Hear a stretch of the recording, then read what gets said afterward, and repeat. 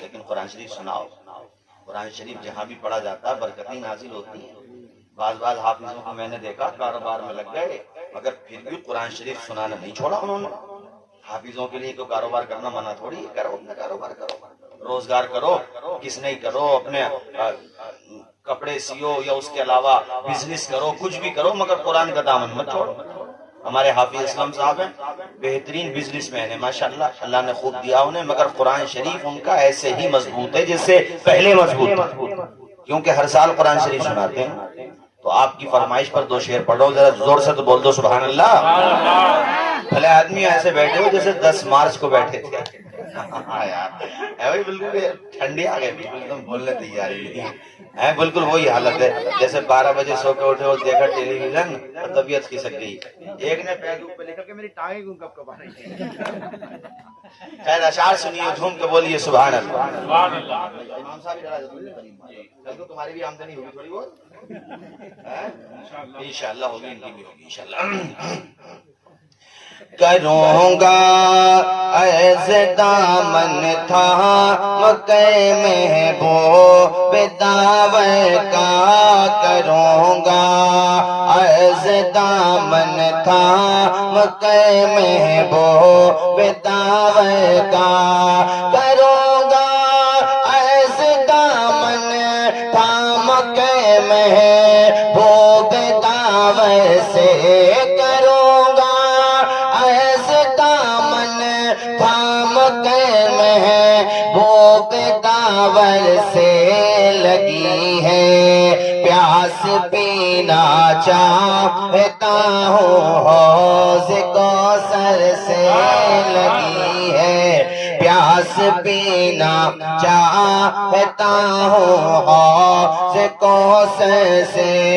خدا جانے کہ اس محبوب کا کیا مرتبہ ہوگا.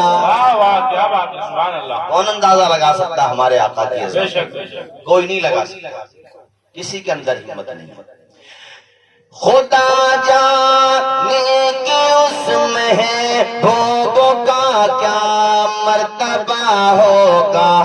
پسینہ جن کا بہتر ہے گلاب و مشک و عنبر سے, پسینہ جن کا بہتر ہے گلاب و مشک و عنبر سے, پسینہ جن کا بہتر ہے گلاب و مشک و عنبر سے. کلمہ شریف پڑھیں, لا الہ الا اللہ محمد. حضرت مولانا عالمگیر صاحب ہمارے بھائی ہیں ماشاءاللہ, اور آپ کے وہاں امامت بھی کی ہے انہوں نے. یہ مجھ سے ایک دفعہ آیا تھا جلسے میں, بلکہ شاید 2 دفعہ آیا تھا, تب بھی انہوں نے کہا تھا تھوڑا سا تذکرہ حضرت عمر کا کریں, لیکن وہ تقریر میں کر نہیں پایا مکمل طریقے سے, کس کوئی اور موضوع تھا. تو آج میں سوچ رہا ہوں تھوڑا سا تذکرہ حضرت عمر فاروق اعظم کا کروں تاکہ ہمارے ایمان میں گرمی پیدا ہو. یہ جو آج کل کے حالات ہیں یہ کچھ بھی نہیں ہے یار, یہ کیا حالات ہیں بتا, کسی بات سے روکا تھوڑی جا رہا ہمیں. وہ حالات دیکھو جب اعلانیہ کلمہ بھی نہیں پڑھ سکتے تھے تم, ایسے بھی حالات ہیں دنیا میں. اعلانیہ نماز نہیں پڑھ سکتے تھے, 39 مسلمان ہو گئے تھے, حضور کو 40ویں مسلمان کا انتظار تھا, اور ہمارے آقا خانہ کعبہ سے چمٹ کے دعا کرتے تھے, یا اللہ تو مجھے عمر دے دے. یعنی باقی صحابہ حضور کے مرید ہیں اور حضرت عمر حضور کی مراد ہے, اور وہ دعا قبول ہوئی. اور حضرت عمر کو جو ہے ان لوگوں نے تیار کر رکھا تھا کہ ایسے ایسے کرنا ہے, یہ پلاننگ سب بتائی. حضرت عمر کو سچائی کا تو پتا تھا نہیں, انہوں نے ہاتھ میں تلوار لی اور کہا کہ آج میں کام تمام ہی کر دیتا ہوں اسلام کا اور پیغمبر اسلام کا. انہوں نے یہ کہا, جب وہ تلوار لے کے جا رہے تھے تو راستے میں ایک صحابی نے ان کے چہرے کا تیور اور ان کی باڈی لینگویج کہہ لو, ان کے چلنے کا انداز کہہ لو, ان کی گفتار رفتار دیکھ کے وہ سمجھ گئے کہ نیت ان کی اچھی نہیں ہے. تو انہوں نے کہا ادھر بعد میں جانا, پہلے اپنے گھر کی تو خبر لو. تمہارا بہنوئی, تمہاری بہن دامن اسلام سے وابستہ ہو چکی ہے. ان کی بہن کا نام تھا فاطمہ بنت خطاب, تو ان کے تو پتہ لو پہلے. کا کیا مطلب؟ کا مطلب یہ ہے کہ جس شمع کو بجھانے جا رہے ہو اس کے پروانے تو تمہارے گھر میں موجود ہیں. جہاں جا رہے ہو تو وہاں بعد میں جانا، پہلے اپنے گھر کی تو خبر لے لو. گھر پہنچے، اندر سے دروازہ بند تھا. یہ بڑی غربتوں کا دور تھا، بڑی پریشانیوں کا دور تھا. بہن اور بہنوئی اندر قرآن مجید کی تلاوت کر رہے تھے. دروازہ جب کھلا تو بہن سن سی رہ گئی، پیروں تلے زمین کھسک گئی. مگر ایمان کی طاقت بہت بڑی طاقت ہوتی ہے، وہ ڈری نہیں. بھائی نے کہا بہن سچ بتا، میں نے جو سنا ہے کیا وہ سچ ہے؟ تو بہن کہتی ہے ہاں وہ سچ ہے. اگر تو خطاب کا بیٹا ہے تو میں بھی خطاب کی بیٹی ہوں، میں جھوٹ نہیں بولوں گی. تو بہن کو خوب مارا بہن کو.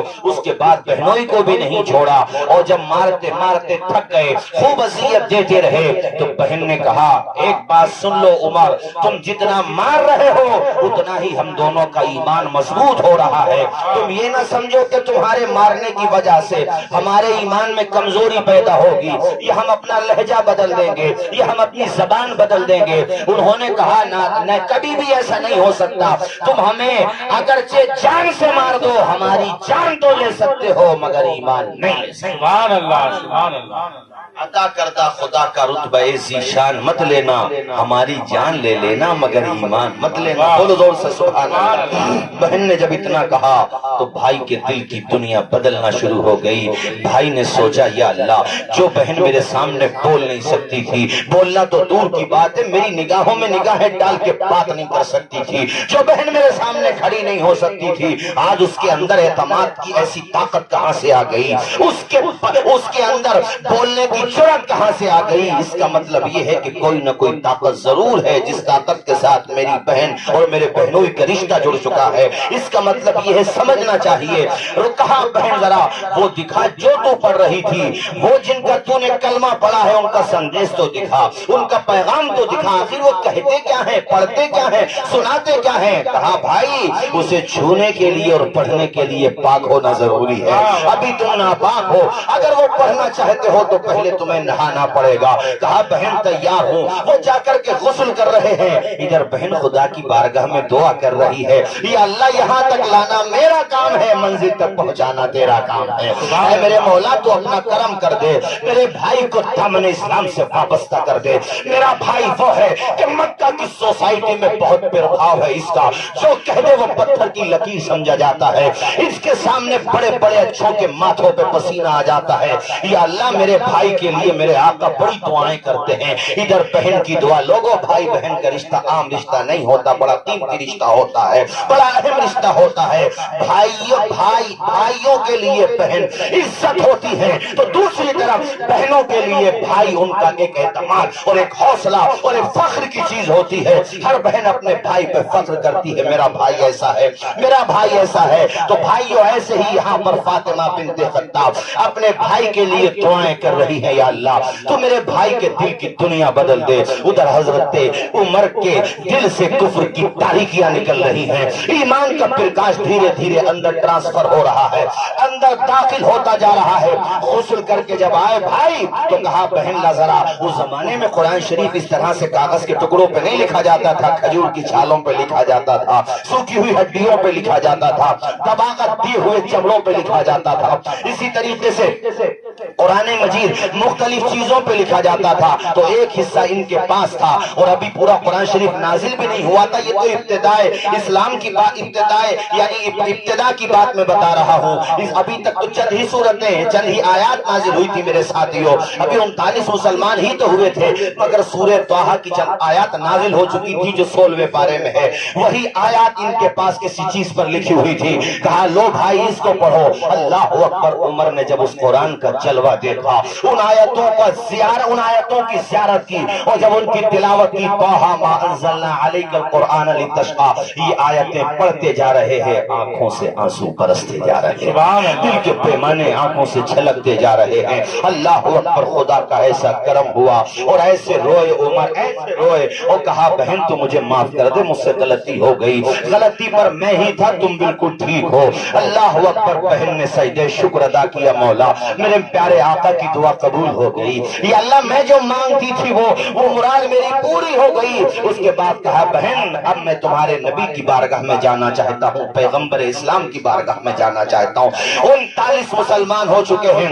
دار ارقم میں, دار ارقم جہاں صفا مروہ یہیں پہ حضرت ارقم کا مکان تھا, وہاں پر اسلام کی خفیہ طریقے سے تبلیغ کا کام کیا جاتا تھا. ان گھروں میں بھی بڑا کام ہوا ہے دین کا. شروع میں حضرت ابو بکر صدیق کا مکان تھا جہاں پر اسلام کی تبلیغ کا انتظام کیا جاتا تھا. حضرت ارقم کا مکان تھا, اور اسی طریقے سے حضرت فاطمہ بنت خطاب کا مکان تھا. میرے ساتھیوں اللہ اکبر کبیرہ. میں آپ کو بتاتا چلوں کہ جب یہ پہنچے ادھر دروازے سے دیکھا صحابہ کرام نے عمر آ رہے ہیں, ہاتھ میں تلوار ہے. کہا یا رسول اللہ عمر آ رہے ہیں. تو حضور نے فرمایا عمر کو آنے دو, اس کی نیت اچھی ہے, وہ قتل کرنے نہیں آ رہا ہے بلکہ اپنے ہاتھ کو میرے ہاتھ میں دینے آ رہا ہے. بولو جھوم کے سبحان اللہ, اور مچل کے بولو سبحان اللہ. نعرہ تکبیر, نعرہ رسالت, خواجہ کا ہندوستان, علماء اہل سنت, نعرہ تکبیر, حضرت علامہ مولانا توصیف رضا صاحب مصباحی,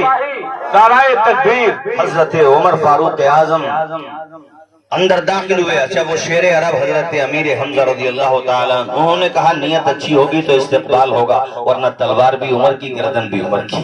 ہائے ہائے ہائے, اندر داخل ہوئے, روتے رہے, آپ دیدہ ہو گئے. جب انہوں نے کلمہ پڑھا نا تو مسلمانوں کو طاقت ملی, حوصلہ ملا, اعتماد ملا. اور میرے آقا نے سجدہ شکر ادا کیا, میرے مولا میں نے عمر مانگا تھا تو نے عمر عطا کر دیا. بولو جھوم کے سبحان اللہ, اور جھوم کے بولو سبحان اللہ. جب عمر نے کلمہ پڑھ لی ہے طرف یہ شور ہو گیا, جب عمر نے کلمہ پڑھ لیا ہے طرف یہ شور ہو گیا, جب عمر نے کلمہ پڑھ لیا ہے طرف یہ شور ہو گیا. آج رب کے سارے بت قدے مائل زوال ہو گئے, آج رب کے سارے بت قدے مائل زوال ہو گئے. اچھا وہ جتنے تھے وہ مکہ والے, ابو جہل کو تو اس زمانے کا امت شاہ سمجھ لو, اس زمانے کا, ارے سمجھ رہے ہو نا میری بات آپ لوگ. اچھا یہ بھی انتظام, یہ ابو جہل, ابو لہب, عتبہ, عتیبہ, شیبہ جتنے بھی تھے یہ سب لوگ, انہیں یہ تھا کہ آج جو ہے مقصد پورا ہو جائے گا, مگر مدعی لاکھ برا چاہے تو کیا ہوتا ہے, بولو وہی ہوتا ہے جو منظور خدا ہوتا ہے. فانوس بن کے جس کی حفاظت ہوا کرے, یار وہ شمع کیا بجھے جسے روشن خدا کرے. یہ سب انتظار کر رہے تھے. ادھر حضرت عمر نے کلمہ پڑھ کے کہا یا رسول اللہ کیا ہم حق پر نہیں ہیں؟ حضور نے فرمایا بلا ہاں عمر ہم ہی حق پر ہیں. تو کہا حضور پہ چھپ کے نماز نہیں ہوگی, اب اعلانیہ ہوگی. یار اتنی زور سے سبحان اللہ بولو گے بھلے آدمی, زور سے بولو سبحان اللہ, اور بلند آواز سے بولو بھائی طاہر بھائی سبحان اللہ, ڈاکٹر صاحب زور سے بولو سبحان اللہ. ابھی تو تقریر شروع ہوئی ہے بھلے آدمیوں, اتنی جلدی آپ لوگ پریشان ہو رہے ہیں. بھائیوں آپ کے چہرے بتا رہے ہیں کہ ماشاءاللہ آپ خوش ہو رہے ہیں اور حضرت عمر کے ذکر سے خوب محظوظ ہو رہے ہیں. ارے یہ سنی ہی کا تو کلیجہ ہے, ذکر اہل بیت کا ہو تب بھی چہرہ گلاب کی طرح کھلتا ہے, اور ذکر صحابہ کا ہو تب بھی چہرہ گلاب کی طرح کھل جاتا ہے. الحمدللہ الحمدللہ, بولیے زور سے الحمدللہ. حضرت عمر نے کہا اعلانیہ نماز ہو. حضور نے مسکرا کے فرمایا عمر اب اعلانیہ ہی ہوگی. حضور مانگا کرتے تھے دعاؤں میں حضرت عمر کو.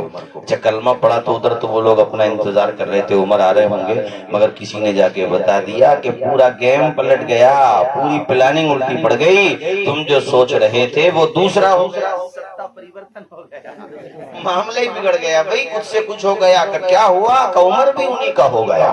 اتنا جب سنا تو ابو جہل کے بارے میں تو یہ آیا ہے کہ وہ سیدھا گھر گیا, اندر سے دروازہ لگایا. اسے پتا تھا آ کر کے مجھے ہی دھوئے گا عمر, پہلے میری خیریت پوچھے گا, اس لیے اس نے اندر سے دروازہ لگایا اور اس کا دمجلہ بنا ہوا تھا. اب اس زمانے میں جو بھی طریقہ تھا بھائیو دمجلے کا, آج کے زمانے کا تصور تھوڑی ہے یار. اس زمانے میں جیسے بھی ہوتے تھے وہ تو وہ اوپر جا کے اور نیچے سے اس نے حضرت عمر بھی صاحب سیدھا کہیں نہیں گئے، وہیں پہ گئے اس کے دروازے پہ، دروازہ کھٹکھٹا رہے ہیں، تو حالانکہ اس نے پہچان لیا وہی ہے مگر بول نہیں رہا، اندر پڑا ہوا ہے ایسے جیسے الیکشن ہار کر کے آیا ہے، بڑی ٹینشن میں ہے، اندر ہی پڑا ہوا ہے۔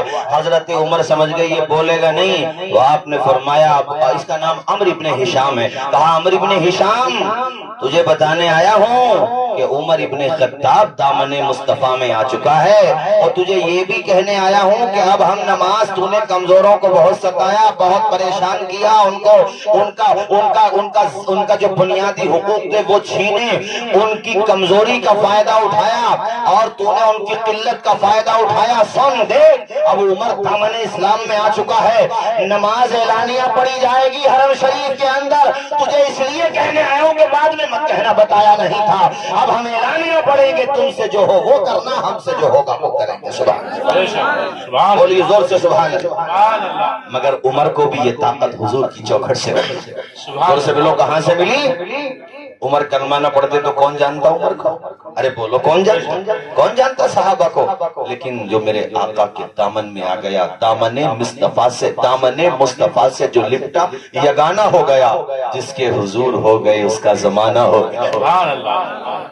جن کو کوئی پوچھتا نہ تھا وہ بھی لاجواب ہو گئے، جن کو کوئی پوچھتا نہ تھا وہ بھی لاجواب ہو گئے، مصطفیٰ کے پاؤں چوم کے ذرے آفتاب ہو گئے، بولو مصطفیٰ کے پاؤں چوم۔ ارے امام صاحب یار آپ کو تو ہمیں دینا چاہیے، یہ کام تو ان لوگوں کے کرنے کا، تمہارے کرنے کا۔